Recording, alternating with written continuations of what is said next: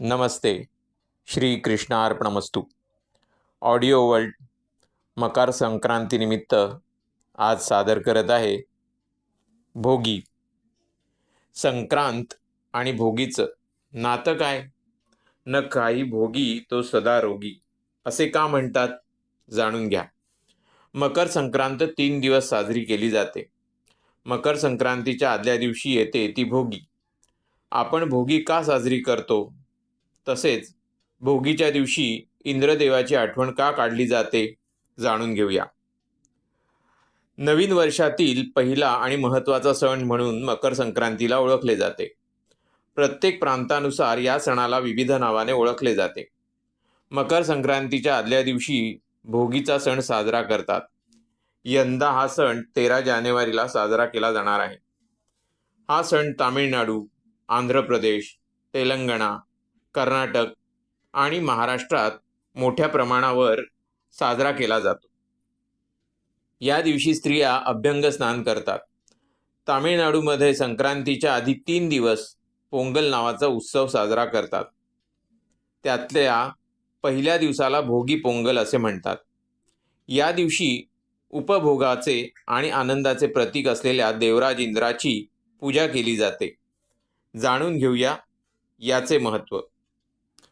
भोगी म्हणजे काय? मकर संक्रांतीच्या आदल्या दिवशी साजरा करण्यात येणाऱ्या सणाला भोगी म्हणतात. भोगी शब्दाचा शब्दशः अर्थ आहे आनंद घेणारा वा उपभोगणारा. या दिवशी हा सण साजरा करत सर्वांनी आनंद उपभोगायचा असतो. कारण भोगी हा आनंदाचा आणि उपभोगाचा सण मानला जातो. इंद्रदेवाची आठवण का काढतात? भोगीच्या दिवशी इंद्रदेवाची आठवण काढली जाते. इंद्रदेवाने आपल्या धर्तीवर उदंड पिकं पिकावी म्हणून प्रार्थना केली होती, अशी मान्यता आहे. ती पिकं वर्षानुवर्ष पुढेही पिकत राहावी अशी प्रार्थना भोगीच्या दिवशी केली जाते. या दिवशी काही राज्यांमध्ये लहानशी होळी पेटवून त्यात काही वस्तूंची आहुतीही दिली जाते. पूर्वी मालक वर्ग आपल्या या दिवशी कर्मचाऱ्यांना काही वस्तू भेट म्हणूनही देत असतात. शेताला नवीन बहार आलेला असतो, त्यामुळे थकलेल्या शेतकऱ्यास थोडासा विसावा लागतो. मग या काळात शेतकरी भोगीची भाजी आणि तीळ लावलेल्या बाजरीच्या भाकरीचा आस्वाद घेतात. या पदार्थांमधून उष्णता घेऊन शेतकरी पुन्हा वर्षभर शेतात जोमाने काम करण्यास सज्ज होतात. भोगी देणे म्हणजे काय? जेव्हा आपण देवाला नैवेद्य अर्पण करतो तेव्हा त्या नैवेद्याला भोग म्हणतात. याचप्रमाणे भोगीच्या दिवशी विशिष्ट पदार्थ तयार करून सवाष्णीला जेवायला बोलावले जाते किंवा त्या पदार्थाचा शिधा तिच्या घरी पोहोचता केला जातो. यालाच भोगी देणे म्हणतात. भोगी या सणाच्या दिवशी दिवाळी सणासारखाच उत्साह असतो. या दिवशी सकाळी आपले घर व घराभोवतालचा परिसर स्वच्छ केला जातो. दारासमोर रांगोळ्या काढल्या जातात. घरातील सर्व सदस्य तीळ मिश्रित पाण्याने अभ्यंग स्नान करून नवनवीन कपडे परिधान करतात. मुली आणि महिला नवीन अलंकार धारण करतात. सासरी गेलेल्या मुली भोगीचा आनंदोत्सव साजरा करण्यासाठी या दिवशी माहेरी येतात.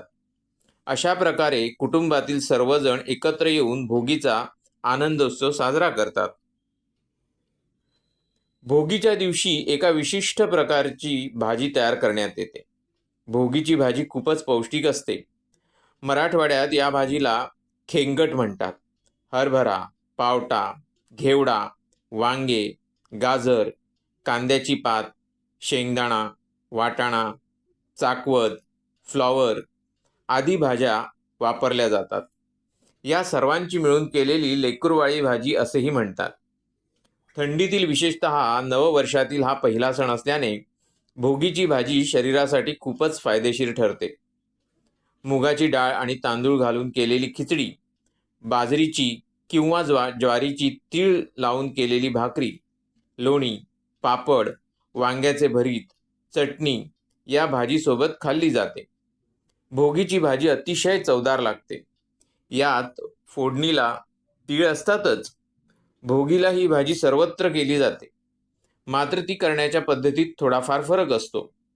बाजरी आणि तिळामध्ये उष्णता असल्याने या दिवशी या तीळ लावलेल्या बाजरीची भाकरी आणि भोगीची भाजी खाण्याची पद्धत आहे. तसेच भोगीची भाजी ही तिळाचा कूट घालून केली जाते. भोगीच्या दिवशी देवाची आणि सूर्याची पूजा करून भोगीची भाजी, भाकरी आणि खिचडीचा नैवेद्य दाखवून सवाष्णसह सर्वजण एकत्र जेवायला बसतात. जेवणानंतर सवाष्णीला दानदक्षिणा देण्याची ही पद्धत आहे. भोगी संदर्भात तुम्ही ऐकलं असेल, न खाई भोगी तो सदारोगी असे म्हणतात. म्हणून भोगी शब्दाचा शब्दशः अर्थ आनंद घेणारा वा उपभोगणारा असे एकत्रच म्हटले आहे. शिशुसंस्कार म्हणून बोरं न्हाणं. संक्रांत सण आनंद आणि गोडवा घेऊन येतो.